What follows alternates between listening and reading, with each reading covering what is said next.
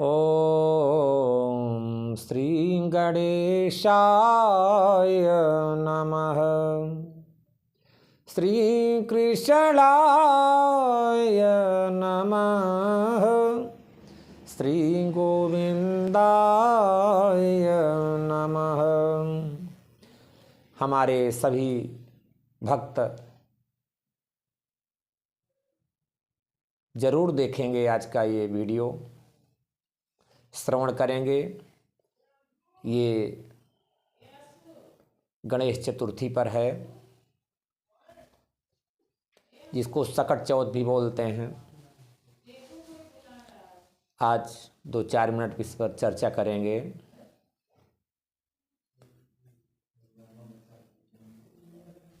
इस व्रत को क्यों किया जाता है? पहला प्रसंग ये है, जिस समय भगवान शंकर जी और पार्वती माँ कैलाश पर्वत पर विराजमान थे, पार्वती माँ एक बालक को उत्पन्न करती हैं, जिसको आप गणेश जी के रूप में जानते हैं। और वो स्नान करने के लिए चली गई। इतने में भगवान शंकर जी आते हैं। भगवान शंकर जी को वह बालक जाने नहीं दिया कि मेरी माँ ने मना किया है। बहुत सारे लोग आए, ब्रह्मा विष्णु, बहुत सारे भगवान शंकर जी के गणों से युद्ध हुआ। अंततः भगवान शंकर जी ने उस बालक के सिर को काट दिया। इतने में पार्वती माँ तुरंत वहाँ आ गई। पार्वती माँ ने कहा, अगर यह बालक जीवित नहीं होगा तो मैं जो है पूरे ब्रह्मांड में प्रलय मचा दूंगी। मेरे मन में सुख तभी प्राप्त होगा जब यह बालक जीवित होगा। तो उस बालक के मुख में जो है गजानन मुख जो है जोड़ा गया, हाथी का मुख जोड़ा गया। और पार्वती माँ ने कहा कि इस बालक की प्रथम पूजा हो, तो आज से प्रथम पूजा भगवान गणेश जी की पूजा भी प्रारंभ होती है। पुराणों में ये भी वक्तव्य आता है, जिसका वर्णन है, भाई कोई भी पूजा आप करते हो तो भालचंद्र को भाल नवाऊं, भालचंद्र को भाल नवाऊं, करे अंजल से विनती। देवों की पूजा से पहले होती जिनकी गिनती। भालचंद्र को भाल नवाऊं, करे अंजल से विनती। देवों के पूजा से पहले होती जिनकी गिनती। देवों में सबसे पहले गणेश जी की पूजा प्रारंभ होती है। और इसमें एक प्रसंग आते हैं, क्यों पूजा हो, साथ में चंद्रमा देवता की भी पूजा क्यों होती है साथ में? पुराणों में कथन आया है, चंद्रमा जी बहुत सुंदर माने गए हैं और गणेश जी को हाथी का सूंड था मुख में। तो गणेश जी को देख करके और चंद्रमा देवता अपने सुंदरता को देख करके और गणेश जी के इस हाथी वाले स्वरूप को मुख में लगा हुआ देख करके हंसने लगे। तो गणेश जी ने तुरंत श्राप दे दिया कि हे चंद्रमा जी, आपको इस चतुर्थी के दिन जिस व्यक्ति ने देख लिया या जो भी आपका दर्शन कर लेगा, उसको झूठा दोष व झूठा कलंक लग जाएगा। अब ऐसे श्राप को प्राप्त कर लेने के बाद चंद्रमा देवता के मन में आया कि मुझसे गलती हो गई, मैंने अहंकार वशात ऐसा कर दिया। और अहंकार के बारे में आया है कि तिमिर गयो रवि देखी के, मोह गया गुरु ज्ञान। बचा खोचा सब कुछ गया, जो आवै अभिमान।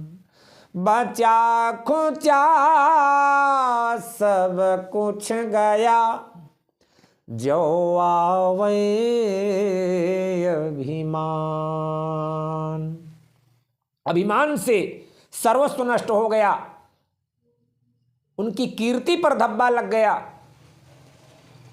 तो चंद्रमा देवता एक दंत वाले गणेश जी की प्रार्थना अर्चना वंदना प्रारंभ कर दिए कि विघ्नेश्वराय वरदाय सुर प्रियाय लंबोदराय सकलाय जगद्धिताय नागाननाय श्रुतियज्ञ विभूषिताय गौरीसुताय गणनाथ नमो नमस्ते गौरीसुताय गणनाथ नमो नमस्ते। प्रार्थना करने लगे। जब प्रार्थना करते हैं तो गणेश भगवान बोल पड़े कि ठीक है चंद्र देवता, आज के दिन जो आपको देखेगा वह मेरा श्राप तो रहेगा कि भाई उसको कलंक लगेगा, लेकिन आज के दिन जो व्यक्ति मेरी पूजा या आपके पूजा के सहित करेगा उसको वह कलंक जो है नहीं लगेगा। इसीलिए भगवान गणेश जी की और चंद्रमा देवता दोनों लोगों की पूजा होती, वरना ये वही तजौ चौथ की चंद की ना, ये वही चतुर्थी है जिससे चंद्रमा को देखने से कलंक लगता है लोगों को, लेकिन भगवान गणेश जी की साथ में पूजा करने से वह कलंक मिट जाता है। तो सांगोपांग पूजा होती है। इसमें लोग जो है तिल और गुड़ इत्यादि का भोग भी लगाते हैं गणेश भगवान को। स्नान, पंचामृत स्नान और धूप दीप नैवेद्य के द्वारा भगवान गणेश जी का पूजन अर्चन वंदन करते हैं। प्रसाद, पान सुपारी, लौंग, इलायची, जो भी खोड़सों प्रकार पूजन अर्चन वंदन कहा गया है। और इसमें चंद्रमा को विशेष अर्घ दिया जाता है। एक जगह आया हुआ है कि चंद्रमा देवता को अर्घ बहुत पसंद है कि अर्घ चाहते चंद्रमा भेंट मांगती गंग भावत दूध भुजंग को अरु शंकर को भंग।